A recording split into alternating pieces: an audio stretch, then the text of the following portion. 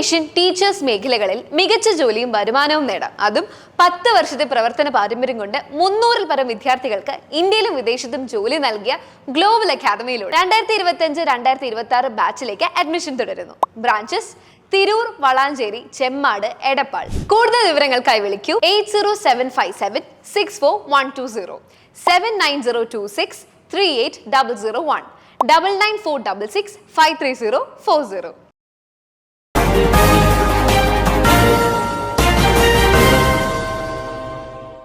നമസ്കാരം, പ്രഹേളിക ന്യൂസിലേക്ക് സ്വാഗതം. വളർത്തുപൂച്ചയുടെ മാന്തലേറ്റ് ചികിത്സയിലായിരുന്ന 11-കാരി മരിച്ചു. പത്തനംതിട്ട പന്തളം കടക്കാട് 11 വയസ്സുള്ള ഹന്ന ഫാത്തിമയാണ് മരിച്ചത്. പൂച്ചയുടെ നഖം കൊണ്ട് കുട്ടിയുടെ ശരീരത്തിൽ മുറിവേറ്റത് ഈ മാസം 2-നായിരുന്നു. പേവിഷബാധയാണോ എന്ന് വ്യക്തമായിട്ടില്ലെന്ന് ആരോഗ്യ വിഭാഗം അറിയിച്ചു.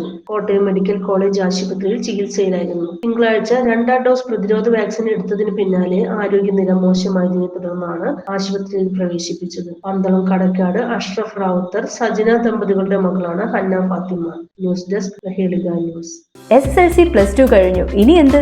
നാട്ടുകാർ ചോദിക്കും മുമ്പേ അന്തസ്സായി പറയുന്നേ, ഞാൻ ജിഫ്സയിൽ ജോയിൻ ചെയ്തു.